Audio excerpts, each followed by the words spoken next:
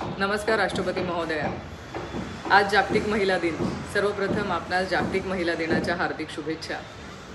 आपला देश हा महात्मा बुद्ध आणि महात्मा गांधींच्या विचारांवरती चालणारा देश म्हणून ओळखला जातो, जे शांतीचे आणि अहिंसेचे प्रतीक म्हणून मानले जातात। आज आपली क्षमा मागून मी विनंती करते की आम्हा महिलांना आपण एक खून माफ करावा। आज देशामध्ये महिला मोठ्या प्रमाणामध्ये असुरक्षित आहेत। येणाऱ्या प्रत्येक दिवशी महिला अत्याचाराच्या घटना ह्या मोठ्या प्रमाणात वाढत आहेत। 2 दिवस आधीच भारताची आर्थिक राजधानी असलेल्या मुंबईमध्ये एका 12 वर्षीय मुलीवरती सामूहिक अत्याचार करण्यात आला। आज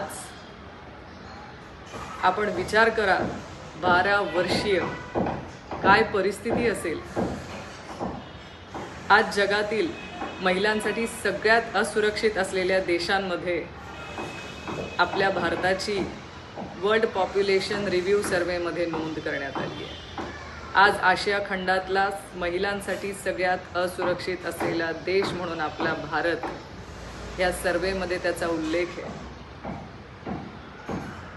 आम्हा महिलांची आपणास विनंती आहे की आपण आम्हा महिलांना एक खून माफ करावा। हो, एक खून। आम्हाला खून करायचा आहे ह्या अत्याचारी मानसिकतेचा, ह्या बलात्कारी प्रवृत्तीचा आणि ह्या निष्क्रिय असलेल्या न्यायव्यवस्थेचा। राणी ताराराणी, पुण्यश्लोक अहिल्यादेवी होळकर यांनी जेव्हा देशावर आणि राज्यावर संकट उभं राहिलं तेव्हा तलवार उपसली होती। मग आमचा समाज सुधारण्यासाठी आम्ही मागे का राहावं? आम्हा महिलांची आपणाकडून अपेक्षा आहे की आपण हा एक खून आम्हाला माफ कराल। आणि हेच आजच्या जागतिक महिला दिनानिमित्त आम्हा सगळ्या महिलांना आपल्याकडून भेट असेल। धन्यवाद।